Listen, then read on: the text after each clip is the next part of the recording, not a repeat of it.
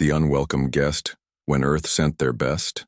The Nexus Prime Military Academy hung in the void like a massive crystalline flower, its 12 spiral arms rotating slowly around a central hub that pulsed with the soft blue light of contained fusion reactions. For 800 years, it had been the galaxy's premier institution for training military officers, producing graduates who went on to command fleets, govern sectors, and maintain the delicate peace between 1,000 different species. What it had never produced until very recently was a human graduate. Maya Chen stood at the observation deck of transport vessel Harmony's Edge, watching the academy grow larger through the reinforced viewport.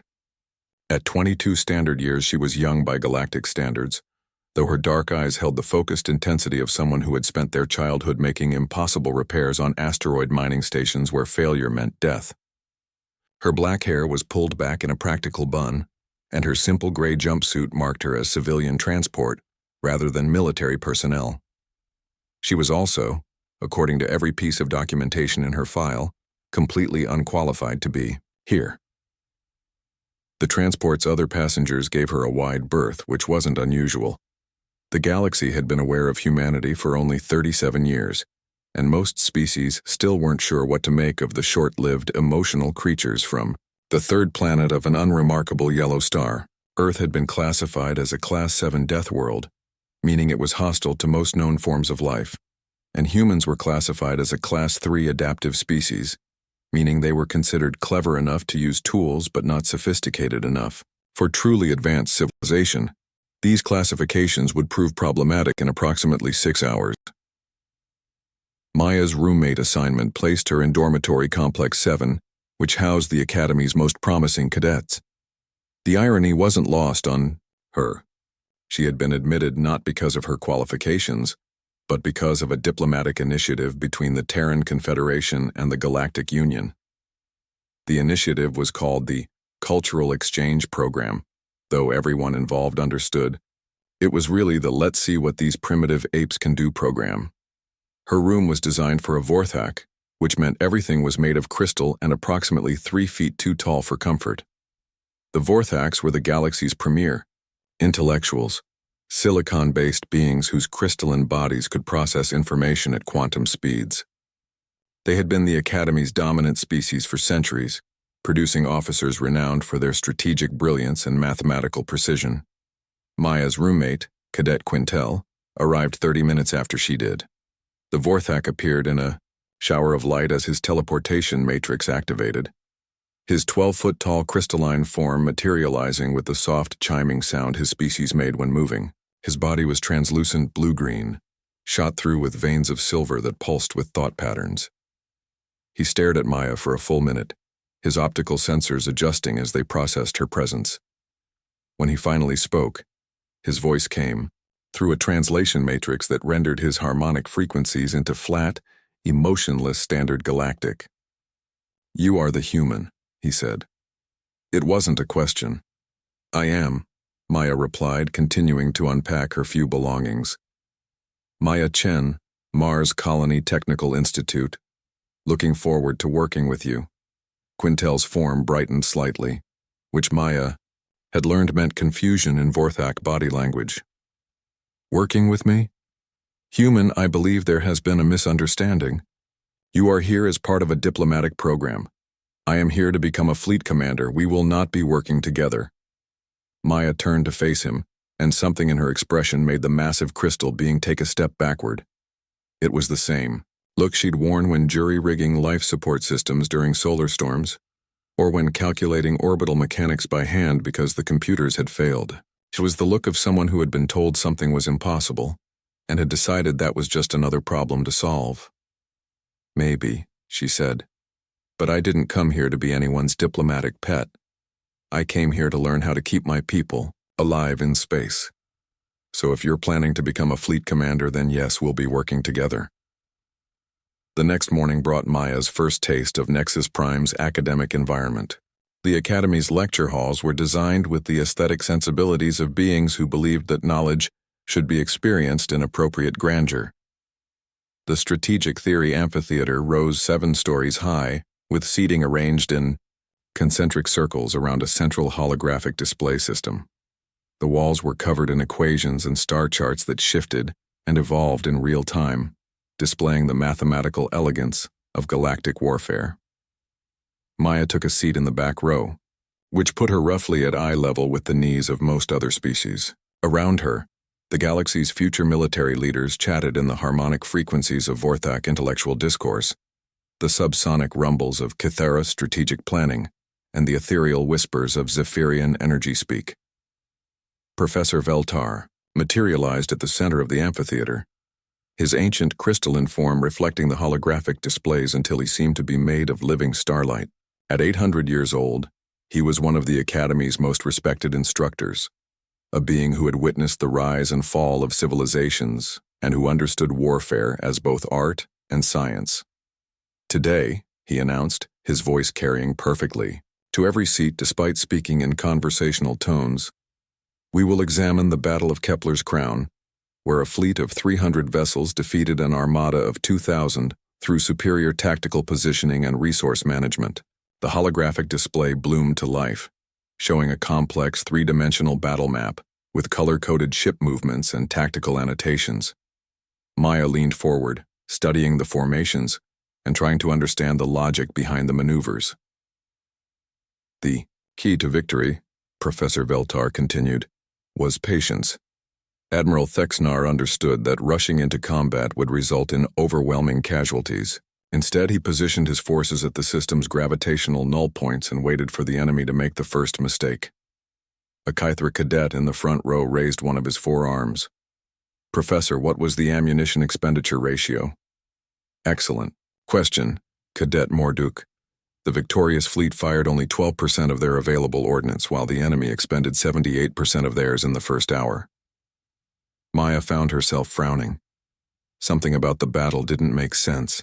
She raised her hand, which caused a ripple of surprise sounds throughout the amphitheater. Professor Veltar's optical sensors focused on her with what might have been curiosity. Yes, Cadet Chen. Professor, I'm looking at the defensive positioning, and I don't understand why Admiral Thexnar didn't just ram the enemy flagship with an asteroid. The silence that followed was profound. Around her, Maya could see species making the physiological equivalent of shocked expressions.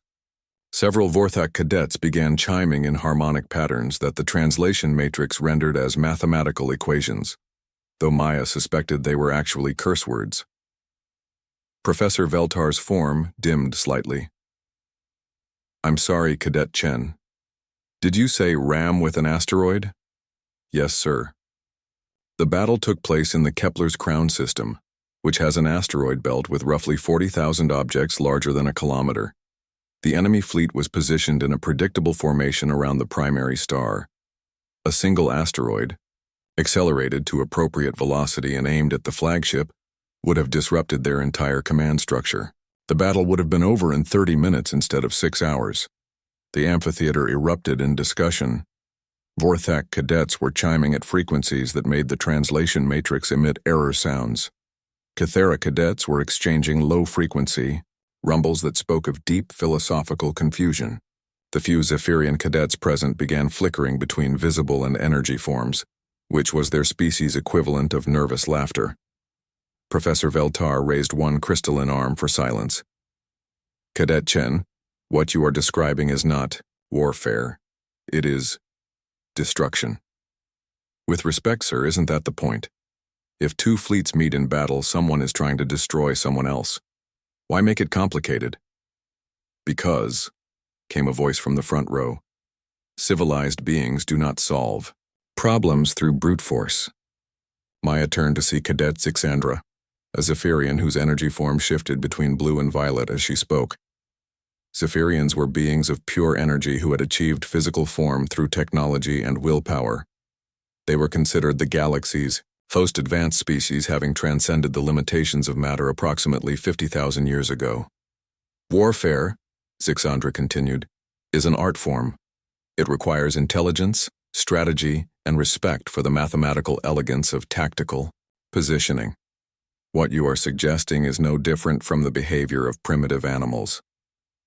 Maya stood up, which put her at roughly half the height of most beings in the room but somehow made her presence felt more strongly. Primitive animals survive. Sometimes that's more important than mathematical elegance. Survival through destruction is not evolution, human. It is merely postponing extinction. Tell that to the crews of those 2,000 ships that got outmaneuvered because their admiral was too civilized to end the fight quickly.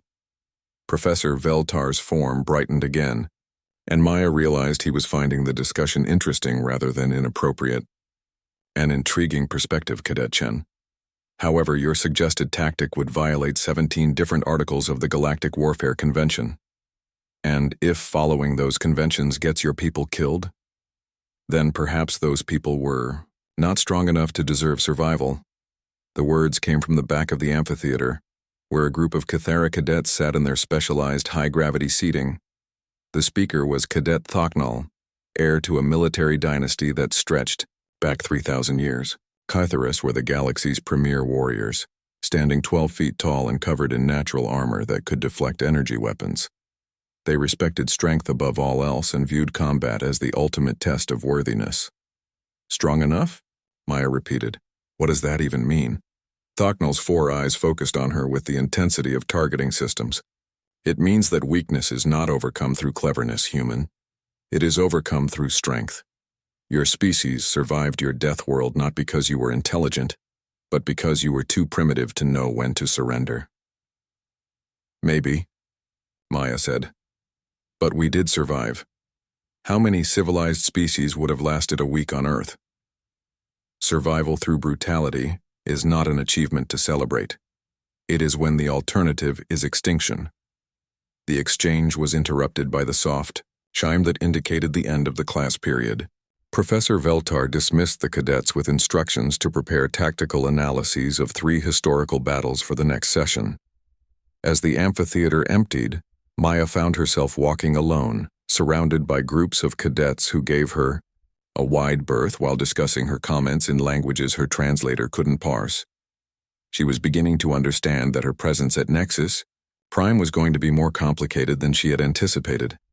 The Academy's library was a marvel of galactic engineering, consisting of 17 interconnected spheres that floated in perfect formation around a central data core.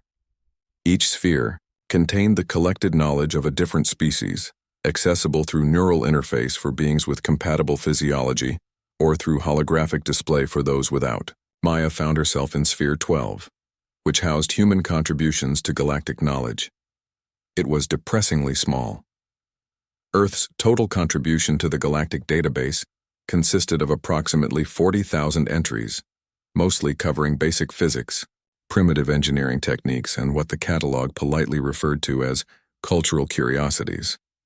For comparison, the Vorthak knowledge sphere contained over 4 billion entries covering everything from quantum mathematics to the philosophical implications of time travel. Maya was reviewing human military history when she became aware that someone was watching her. She turned to find Professor Veltar standing nearby, his crystalline form reflecting the soft blue light of the data displays. "Cadet Chen," he said. "I hope you don't mind the intrusion. I was curious about your earlier comments regarding asteroid warfare." "Not at all, Professor, though I'm starting to think I might have made a bad impression." Veltar's form brightened slightly, which Maya was learning meant amusement. "On the contrary, you made a very interesting impression. Tell me, have you studied the battle records from your own species' history?" "Some. Earth's wars were pretty primitive compared to galactic standards. Primitive, perhaps, but effective. I have been reviewing your military database, and I find your species' approach to problem-solving unique." Maya gestured to the small collection of human knowledge. "Unique is a polite way to say backwards, isn't it?" "Not necessarily. Your species has a remarkable tendency to find solutions that other beings would never consider. Take your suggestion about asteroid warfare. By galactic standards, it is crude and inelegant. By practical standards, it is devastatingly effective. But against the Warfare Convention. Yes, well, the Warfare Convention was written by species who had the luxury of fighting wars in controlled conditions. Your species learned warfare on a planet where everything was trying to kill them. It creates a different perspective, Yar leaned back in her chair, studying the ancient Vorthak. Professor, can I ask you something? Of course. Why was I really admitted to this academy? And please don't tell me it was for diplomatic purposes.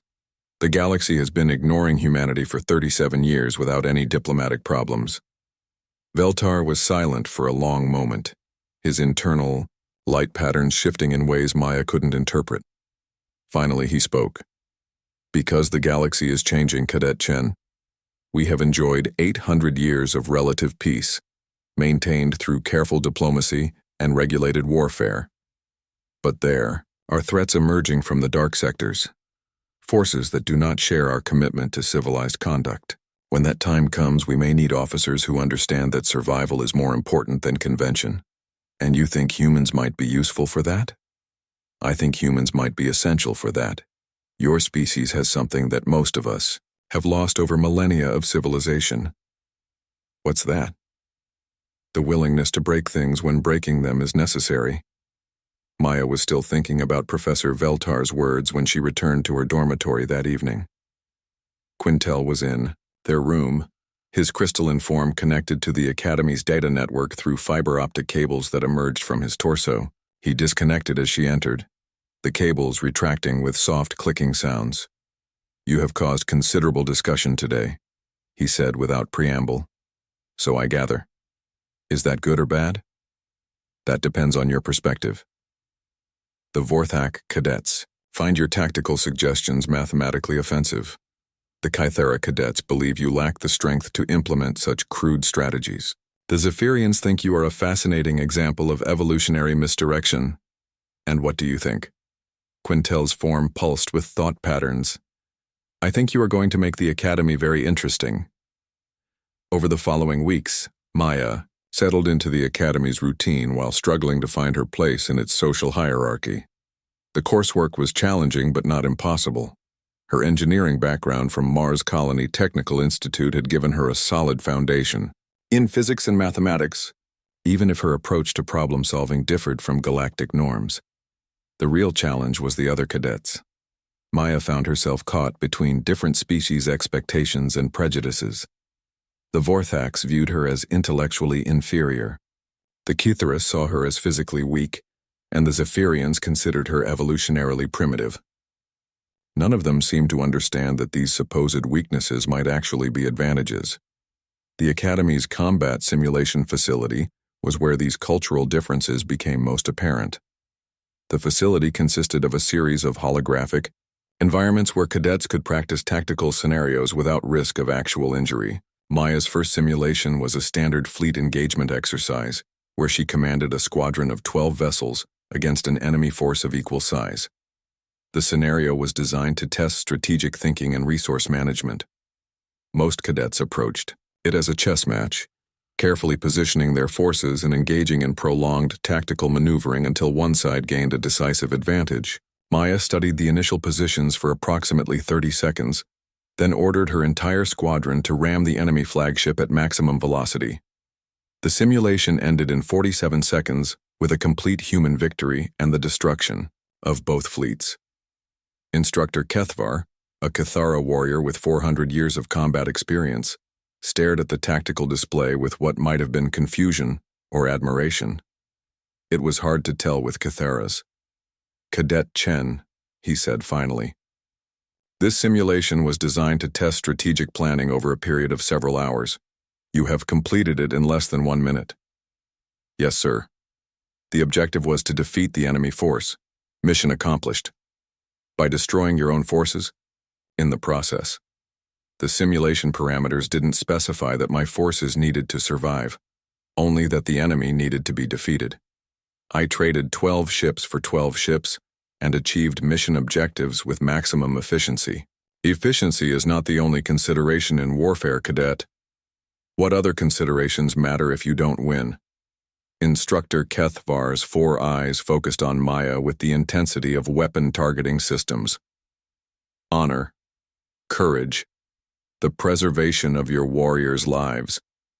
Honor doesn't bring dead warriors back to life, sir, and it's hard to be courageous when you're floating in vacuum. The other cadets in the simulation room made various sounds of disapproval. Maya was beginning to recognize the pattern. Every time she offered a practical solution to a tactical problem, the galactic species responded as if she had suggested something obscene. But Professor Veltar, who had been observing from the instructor's gallery, made a note in his personal files.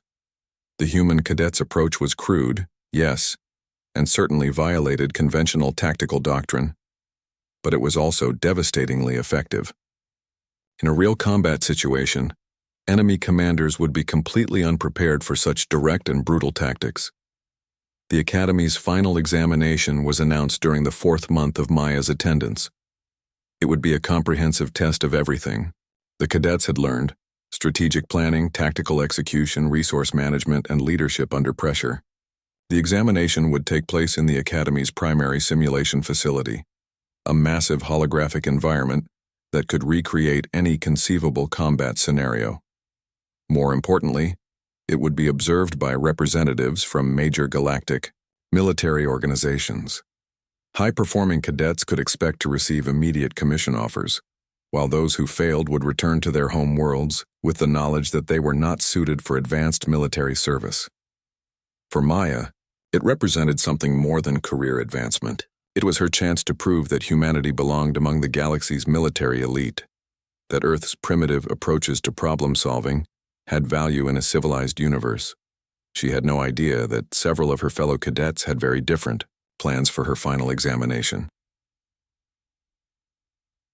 Breaking every rule in the book, the day physics surrendered to human stubbornness. The examination facility hummed with barely contained energy as 300 final-year cadets prepared for the most important test of their academic careers. The primary simulation chamber was a sphere 200 meters in diameter, its walls lined with holographic projectors capable of creating environments so realistic that participants often forgot they were in a simulation. The Academy's seniors, faculty occupied observation galleries that ringed the chamber's upper levels, while representatives from various galactic military organizations filled additional viewing areas. Maya stood with her assigned team in the preparation area, checking her equipment one final time. The examination would test leadership capabilities by randomly assigning cadets to command positions within larger tactical scenarios. Maya had been placed in charge of a mixed-species team consisting of Quintel, 2 Kythera warriors named Dextar, and Morgul, and a Zephyrian energy being called Zillionth. It was, Maya suspected, not a coincidence that she had been assigned the most difficult team possible. Vorthax preferred careful planning and mathematical precision. Kytheris valued direct assault and overwhelming force. Zephyrians favored elegant solutions and minimal resource expenditure. Getting them to work together under normal circumstances would be challenging. Getting them to follow orders from a human would be nearly impossible. Team 7, prepare for deployment, announced the facility's control system. Scenario: Deep Space Rescue.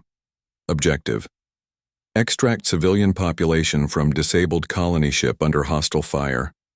Enemy forces: unknown composition and strength. Available resources: 1 heavy cruiser, 2 escort frigates, standard ammunition. Load. Time limit: 2 hours. The holographic environment materialized around them as they entered the simulation chamber. Maya found herself standing on the bridge of the heavy cruiser Determination, surrounded by tactical displays showing a colony ship drifting dead in space, while unidentified vessels maintained attack positions around it. The scenario was designed to test rescue operations under combat conditions, requiring commanders to balance speed, firepower, and protection of civilian lives. Maya studied the tactical situation for 30 seconds while her team members took their positions at various stations. The enemy force consisted of 6 vessels of unknown capability, maintaining a spherical formation around the colony ship. Standard doctrine would call for careful reconnaissance, identification of enemy capabilities, and development of a tactical plan that minimized risk to both military and civilian personnel. Maya had a different idea. Quintel, I need you to calculate maximum acceleration for ramming speed. Dextar, prepare all weapons for concentrated fire on the enemy flagship. Morgul, Ready the escape pods for emergency civilian evacuation. Xylenth, take navigation and plot a direct intercept course for the center of the enemy formation. Her team members exchanged glances that managed to convey skepticism across species barriers. Quintel's crystalline form brightened with what Maya recognized as confusion. Commander, standard procedure for rescue operations requires reconnaissance before engagement. We do not yet know enemy capabilities or intentions. We know they're shooting at civilians, that's enough. Execute orders. Commander. Dextar rumbled in the subsonic tones of concerned Cathara warriors. A direct assault against unknown forces violates basic tactical principles. We should establish defensive positions, and we don't have time for defensive positions. Those civilians have been under fire for 6 hours already. How much longer do you think their life support will last? Maya watched the tactical display as her team reluctantly began implementing her orders.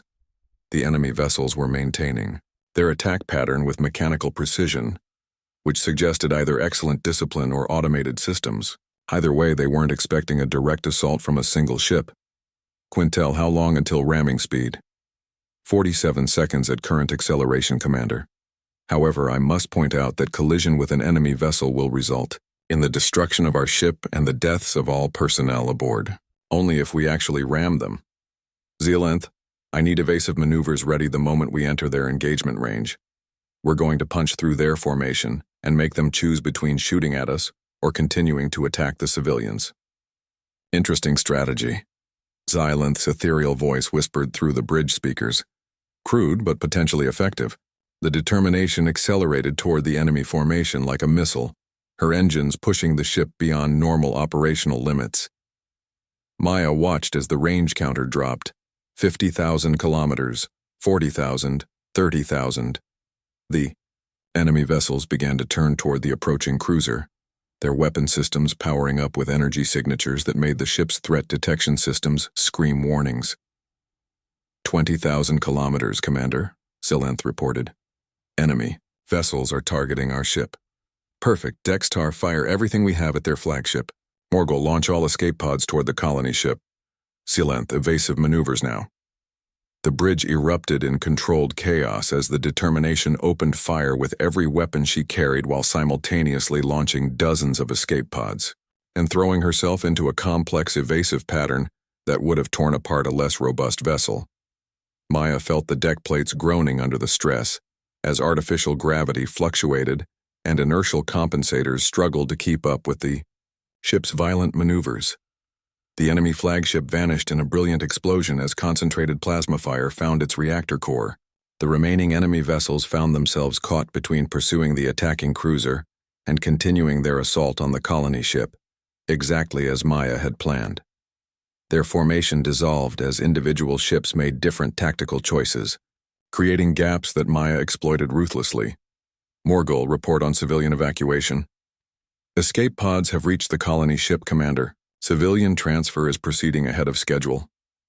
Outstanding. Quintel, damage assessment. Hull integrity at 67% and falling. Primary engines are offline. Weapon systems operating at 40% efficiency. Maya nodded, studying the tactical display. The enemy force was down to 5 ships, but her own vessel was badly damaged and losing the ability to maneuver effectively. In a traditional engagement, this would be the point where prudent commanders considered withdrawal to preserve their forces. Maya was not feeling particularly prudent. All hands, prepare for emergency acceleration. We're going to ram the nearest enemy vessel. Commander! Quintel's form flared with alarm. That action will result in total destruction of our ship. Not if we abandon ship first. Everyone to the escape pods. I'll handle the ramming maneuver.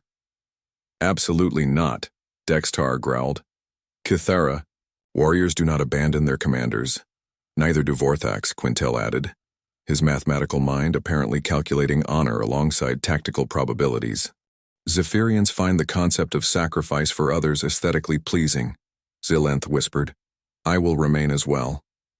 Maya looked around the bridge at her mixed-species team, all of whom were volunteering to die with her in a strategy that violated every principle of civilized warfare. She felt something warm and unexpected in her chest, a feeling that took her a moment to identify as pride. All right, she said. If we're doing this, we're doing it right. Quintel, transfer all remaining power to the engines. Dextar, arm, the self-destruct system for manual detonation. Zil-Nth, plot an intercept course that takes us through the center of their remaining formation. We're going to make this count. The determination limped toward the enemy vessels like a wounded predator, her damaged engines pushing her to maximum velocity while her crew prepared for the ultimate tactical maneuver. Maya watched the tactical display as they closed the distance, her finger hovering over the manual detonation control. 5,000 kilometers, Commander. Zil-Nth reported. 4,000, 3,000, 2,000. Maya's finger tightened on the detonation control. Around her, the bridge crew braced for impact. 1,000 kilometers. The simulation ended. Maya blinked as the holographic environment dissolved around her, replaced by the sterile walls of the examination facility. Her team members were staring at her with expressions that transcended species barriers, all clearly indicating some form of shock or amazement. Exercise complete, announced the facility's control system. Mission objectives achieved. Civilian casualties, 0. Military casualties, 5. Time elapsed, 37 minutes.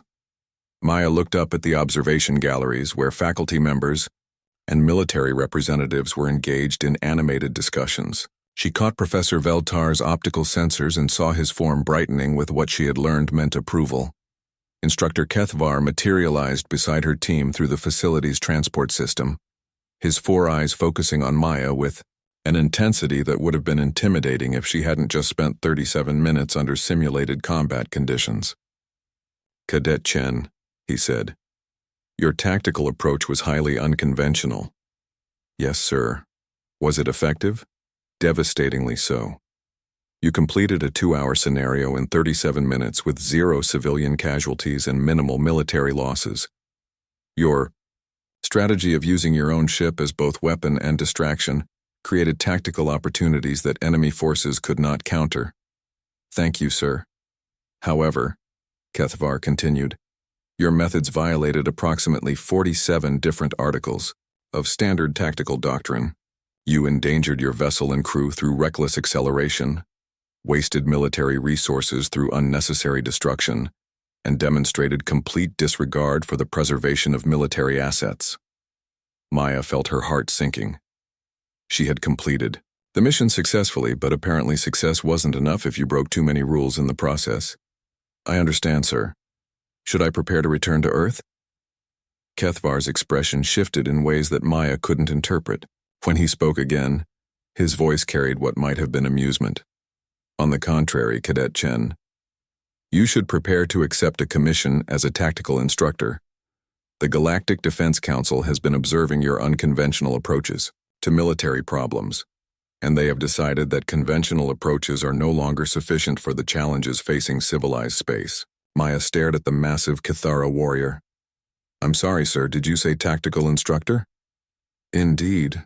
Your examination performance was the most effective the Academy has recorded in over 200 years. More importantly, it demonstrated tactical innovations that our enemies would never anticipate. The Defense Council believes that training future officers in human-style unconventional warfare may be essential for galactic security. Around her, Maya's team members were making various sounds of approval. Quintel's harmonic chiming translated as mathematical equations expressing probability and success rates. Dextar and Morgul were exchanging subsonic rumbles that spoke of warrior respect for effective leadership. Zil-Nth flickered between energy states and patterns that indicated aesthetic appreciation. But sir, Maya said, I broke almost every rule in the tactical manual. Yes, Kethvar replied. That appears to be your greatest strength. Professor Veltar approached the group, his ancient crystalline form reflecting the facility's lights until he seemed to be made of captured starlight. Cadet Chen, might I speak with you privately? Maya followed the elderly Vorthak to a quiet corner of the examination facility, where he activated a privacy field that blocked their conversation from outside observation. Professor? Maya, he said, using her personal name for the first time. Do you understand what just happened in that simulation? I think so. I completed the mission objectives using tactics that the Academy considers inappropriate. You did more than that. You demonstrated that human approaches to problem-solving can be superior to traditional galactic methods. Your willingness to sacrifice military assets to achieve mission objectives, your use of direct assault against superior forces, your complete disregard for conventional tactical positioning, these are not flaws in your thinking. They are advantages that no other species possesses. Maya frowned. I don't understand, Professor. Why are unconventional tactics suddenly valuable? Veltar's form dimmed slightly. Because the galaxy is facing threats that conventional tactics cannot address. There are forces emerging from the dark sectors, species that do not follow galactic warfare conventions, beings that view our civilized approach to conflict as weakness to exploit. And you think humans can help with that? I think humans are the only species that can help with that. Every other civilization in the galaxy has spent millennia refining warfare into an art form, creating rules and conventions that make conflict predictable and manageable. But rules only work when everyone agrees to follow them. Maya nodded slowly. And when someone doesn't follow the rules, then you need someone who was never bound by them in the first place. 3 months later, Maya stood before her first class of galactic cadets as the Academy's newest tactical instructor. The amphitheater was packed with Vorthax, Kitharas, Zephyrians, and dozens of other species, all eager to learn what the human instructor might teach them. Today, Maya announced, we're going to study the Battle of Wolf 359, where a human fleet defeated superior forces by ramming their own ships into enemy vessels. But first, I want you to forget everything you've learned about proper tactical doctrine. A Vorthak cadet raised a crystalline appendage. Instructor Chen, how can we learn tactics if we ignore tactical principles? Maya smiled, the same expression she'd worn when facing impossible repair jobs on asteroid mining stations. Because sometimes the best way to win is to break everything that's supposed to be unbreakable. The galaxy was about to learn that humans didn't just survive on Deathworlds. They thrived by making everywhere else a little more dangerous for their enemies. And in the dark sectors, ancient threats that had been preparing for civilized warfare were about to discover that civilization had just recruited some very uncivilized allies. The end.